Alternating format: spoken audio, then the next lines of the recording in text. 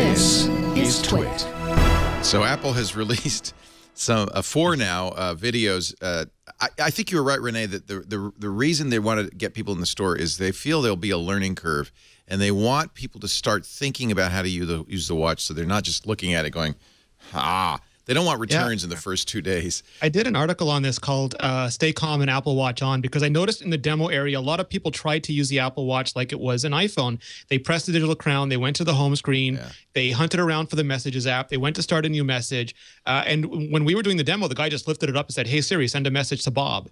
And it's an inversion. It's not a pull interface. It's a push interface. And most people are going to engage through notifications, through glances in a very different way. And I think both watching these videos and being in the store and getting those demos is going to be vital. Just as like we had to learn, multi-touch is intuitive now. It wasn't when the iPhone first came out. That's why Apple did so many videos. Yeah. We're going to have to learn how to use this sort of push glance look-based interface. And I think they named it very specifically to sort of encourage us to use it that way. Yeah.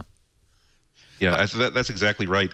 And I'm sorry if I keep mentioning the watch that I wear every day, it's only because I think it's a good frame of reference for smartwatches in general. That this is not my main interface with this watch is really voice commands, because all I have to do is describe what I want to be reminded of, what I want to watch, what I want to get information on, and it gets that information for me. The more that you try to use it like a multi-touch screen, the more it's going to fail for you, the more disappointed you're going to be. This is the first really good walkthrough that they've given of here's what the actual experience is going to be like, and that's something they failed to do in September. They even failed to do it last month, which I have to admit got me really concerned. So we're starting to get some indication of here's what you can anticipate. Here's what the language of using this watch is going to be. And I got to say that I do like most of what I'm seeing. There are a couple of points that I still think I'm still a little bit confused on, because I see some inconsistencies on how you surface like an action button, for instance, when you decide that here's a notification I want to do something with. It seems like sometimes you have to touch the screen to do that. Sometimes you have to swipe to do that. So I'm sure that's going to be more clear when I have an actual watch on my wrist. But it really seems like they have to teach a new language here. And it's not wrong for them to have to develop a new language. It's okay if you have to learn how to use something. These videos are actually a great idea. They're going to do more. They only have 4, but you could see there's ghostly impressions of 7 more that they want to do. Yeah. So the first one is just kind of a generic introduction, and then they're going through features one by one. There'll be messages, watch faces, how to use the digital touch.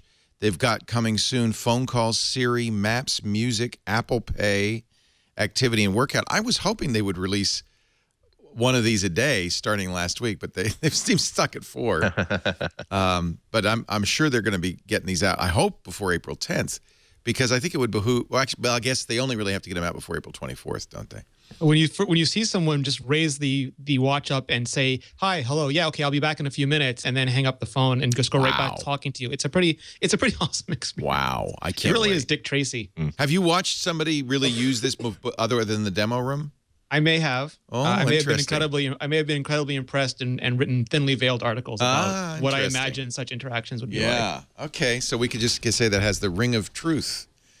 I'm thinking maybe the reason they gave one to Topolsky, he doesn't he do gadgets and Jimmy Fallon on the Tonight Show? Yeah, he also does all the Bloomberg coverage, and Bloomberg is a major pub. True, but I wouldn't be surprised. I think they want to get it on TV. I don't think they care about Bloomberg as much. Does somebody at iMore have one?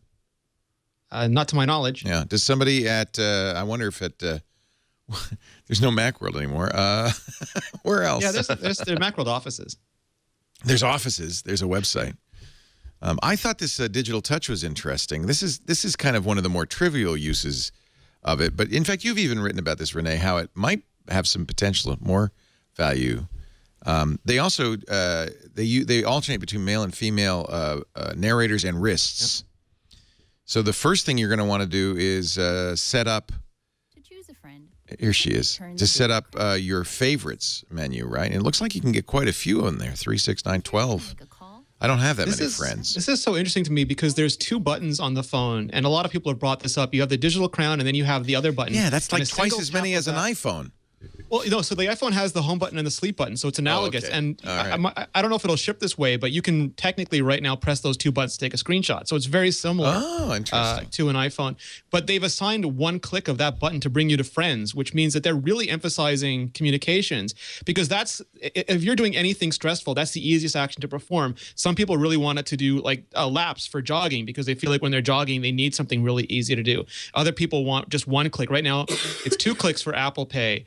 If you do 3 clicks, like if you hold it down, you get the shutdown. If you press it again, you get the force quit. There's a whole bunch of stuff layered in there, but the primary ones it's a really interesting choice Apple's made on what. Again, you hold down the digital crown, you get Siri. You press it twice, you flip between the clock face and the most recently used app. You do it 3 times, you get accessibility. So assigning each one of those.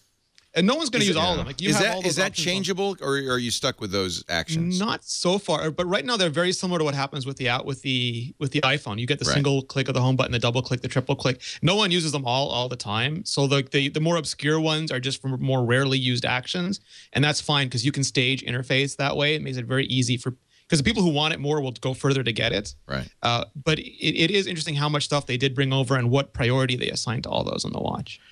Yeah, that was just my concern.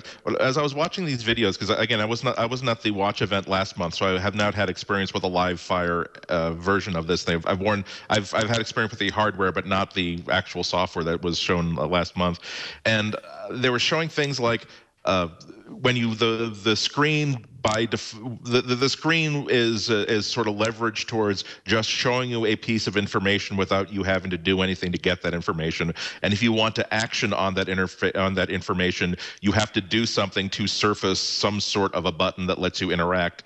And there's sometimes when they're trying to say, well, now if you just simply hold and press on that screen, that's when you get the reply button coming up. And there were other parts of this video where it seemed to say, and to do this, you simply swipe up, where you scroll down to see options on what you can do with this. I don't know whether that's a clumsiness of my thinking, a clumsiness in the video, or maybe a bit of friction inside the interface itself. Having 2 buttons, I think, does kind of bring that up for me anyway. And yeah, you're right, Andy, to have an open mind. It just bothers me that I think it's a brilliant idea to have. Here is one big button that does nothing but bring up people. Right. That's brilliant. And that's the case. Even long pressing or force pressing. Well, no, I'm saying having here's front and center. Here's one of the biggest buttons. Yeah. You don't even you can just simply not even divert your attention away from what you were looking at. You can just simply tap a button that you can feel, and you see that. That's a very, very elegant and interesting way of communicating what this watch is supposed to do. It's supposed to help you connect to people. It's when you start thinking, well, oh wait, is this one of those things where I have to hold and press this, or is this one of the things where I have to click this several times to make this work? So for the most part, I've watched these videos a few times now, and I was very pleased with what I saw. There are a couple of rough edges that, or rather, I'm sorry, let's be more accurate and say there are some things I still don't understand that seem a little bit confusing to me. But there is again, a learning curve, though. There's absolutely a learning curve.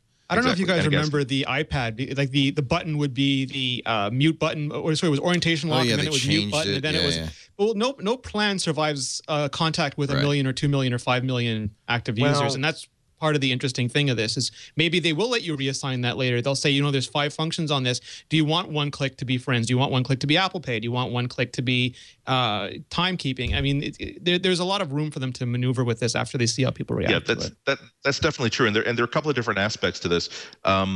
It's true that you could reassign that slidey button on the side of the iPad, but it's not as though if you move it up, then it's silent. But if you move it up and then press it in, now you've access Siri. If you move it up and then sort of hold it as you push it in, and that's the sort of complexity that I'm talking about. But it's possible that this is all just this is all just worrying about nothing, because some of my favorite interface things are you have a button that just simply does one thing, like the home button on the iPad and on the iPhone. You associated with it, you touch this and you will instantly be teleported wherever you are back to a familiar grid of your application icons. It's a very reassuring thing to have. Now, maybe after the first month, you figure out that, oh, wait a minute, if I actually double tap on this, that will actually get me to a carousel of all my running apps. And so once you discover that, that's great, and it's a great shortcut. But if you never discover that, then it doesn't really interfere with how that button immediately works. So it's going to be an interesting learning process. Yeah, I think that it's going to take that usual 2-week learning curve of how do you use this, and you're going to feel that regular discomfort of it not wanting to do exactly what you want to do, like at the moment. I think that, you know, depending on what screen you're on, different buttons are going to do different things. I think that's going to be very confusing for people because they're used to always having like a center home button. We're going to expect that this is going to work like an iPhone, and it isn't. It just can't. It's just too small of real estate in order to interact with the same way. So there'll definitely be people calling probably most of us up of how to use this. Why is this not working the way that we hope it would? Yeah.